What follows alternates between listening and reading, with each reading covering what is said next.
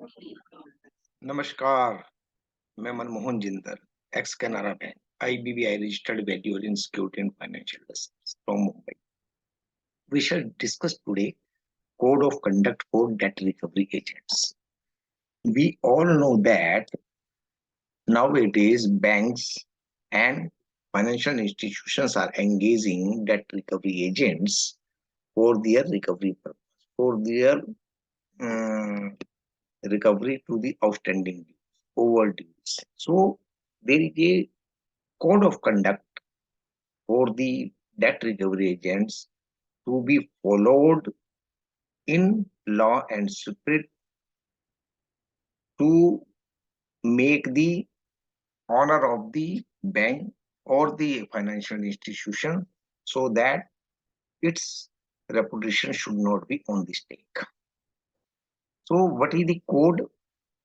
The purpose, philosophy, and spirit that govern this code of conduct should be understood and adhered to at all the times as much as policies and procedures themselves. तो DRA agents को उसका purpose, उसकी philosophy और उसके पीछे क्या spirit है जिससे ये कोड गवर्न होता है उसको समझना चाहिए और उसका पालन करना चाहिए और इसके अंदर जो भी पॉलिसीज हैं, प्रोसीजर्स हैं बनाए हुए उनको फॉलो करना चाहिए। अब पर्पस में हम क्या कह सकते हैं, हमारा क्या ऑब्जेक्टिव है, हमारा एम्बिशन क्या है।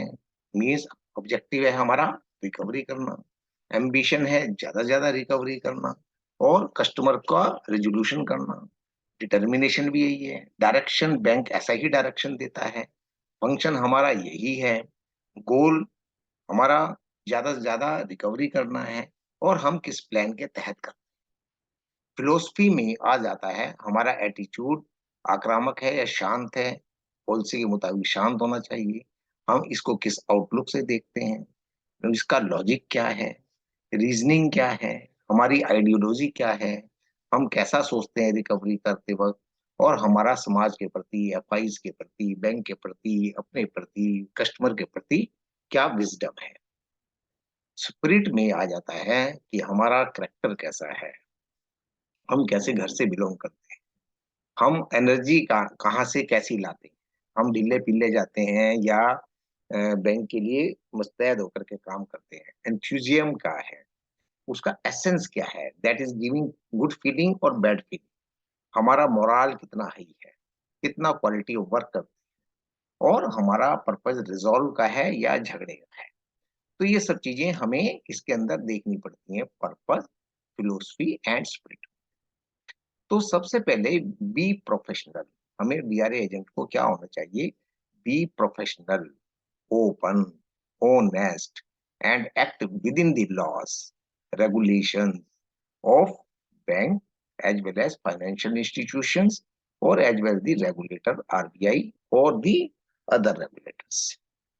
So here professional means you should be competent, you should be efficient, you should gain experience or experience, you should be licensed, that is you are having a good time of training as well as you have to pass the papers, you are qualified, that is also substantive और skillful, किस situation में आपको क्या काम करना है। तो these are the qualities of the professional. Treat customer fairly, customer को आपको बड़ा फेयरली ट्रीट करना है। कंप्लाई विद लोकल लॉज, जो भी कई बार स्टेट के अलग लॉज होते हैं, डिस्ट्रिक्ट के अलग लॉज होते हैं और रेगुलेशंस को करना है, भाषा का ध्यान रखना है। Be open and honest with regulator, जैसा भी आप आए वैसा ही बताएं। ऐसा नहीं है कि फील्ड में आपने कुछ और किया और बैंक को कुछ और बता रहे हैं। बैंक आपका इमीडिएट रेगुलेटर है, ठीक है। कस्टमर की कॉन्फिडेंशियलिटी, कस्टमर की प्राइवेसी एक बेसिक फंक्शंस है, आरबीआई की गाइडलाइंस है और ओवरऑल वर्ल्ड की गाइडलाइंस है। तो उसकी कॉन्फिडेंशियलिटी को मेंटेन रखना है, उसकी प्राइवेसी को मेंटेन रखना है और उसके डाटा को प्रोटेक्ट करना है। जो डाटा आपको बैंक कस्टमर के बारे में शेयर करता है, उसे अपने तक ही सीमित रखना है। उसको कस्टमर्स डिटेल को किसी भी थर्ड पार्टी को शेयर नहीं करना। Communicate with customers in a non threatening, non derogatory manner. Customer के पास आप जब जाएँ, उसको बड़े प्रेम से और बिना हिंसा के, नॉन थ्रेटनिंग वे में, नॉन डेरोगेटरी, डेरोगेटरी अपमानजनक भाषा में बात नहीं करना है। Don't seek to secure the arrest or committal of any customer unless advised by the bank, financial company.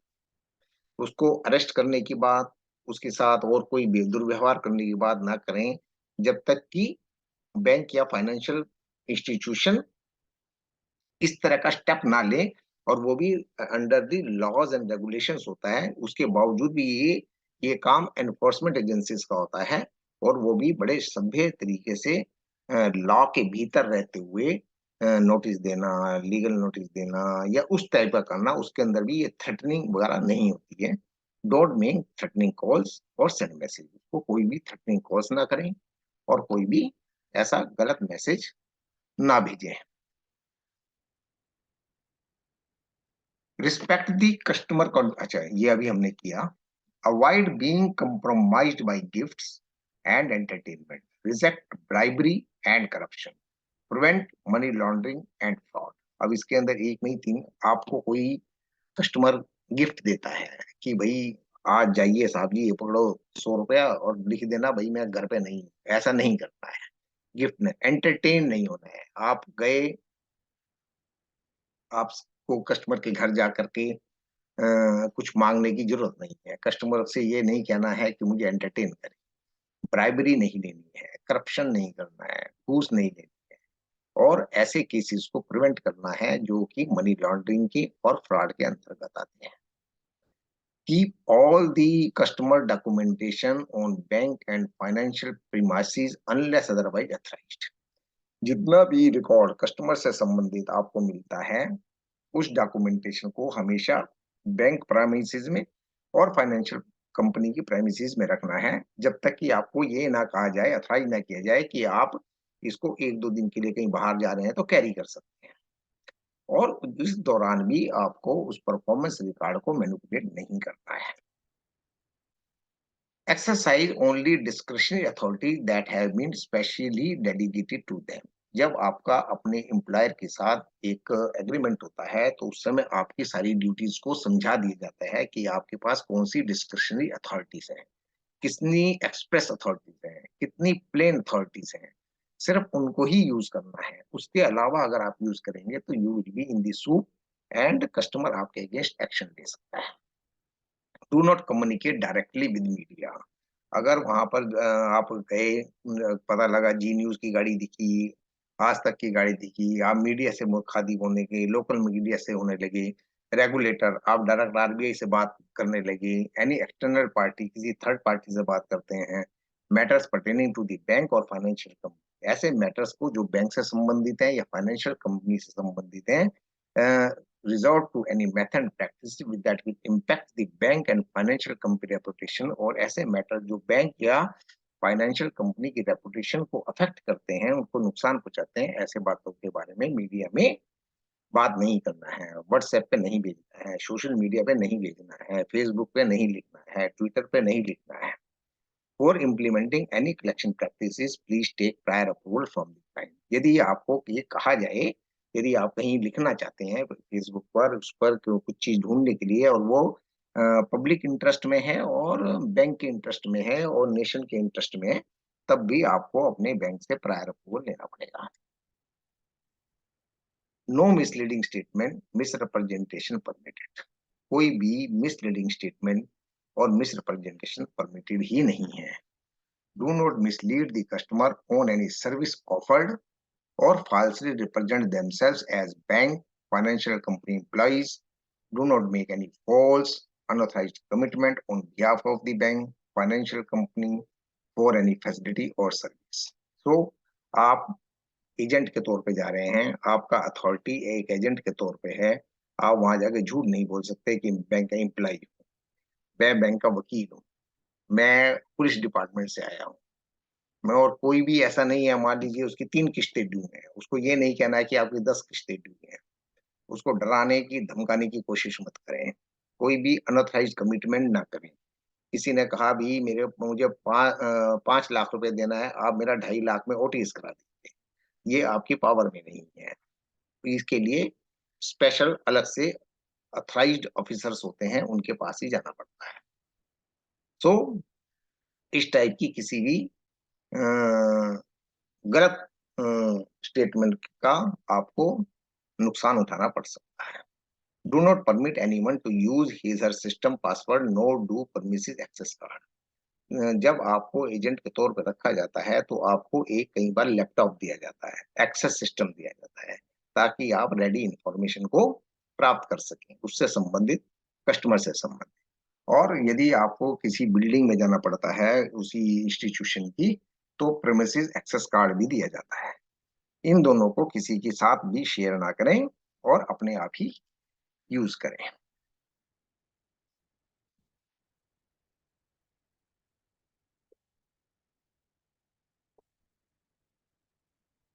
Contact the customers ordinarily at the place of his her choice, and in the absence of any specific place at the place of his her residence, and if unavailable at his residence or at the place of business of occupation।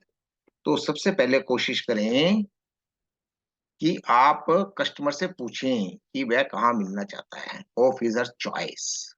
यदि वह is absent in the absence of specified place, उसके घर पर मिले। यदि वह यहाँ भी अवेलेबल नहीं होता है, तो आपके बिजनेस या ऑक्यूपेशन प्लेस पे जाए। बोरोवर्स रिक्वेस्ट, यदि बोरोवर रिक्वेस्ट करता है कि एक पर्टिकुलर टाइम पर, एक पर्टिकुलर प्लेस पर उसको कॉल ना किया जाए, उससे कांटेक्ट ना किया जाए, तो इस चीज को ऑनर करना चाहिए एज फार एज पॉसिबल।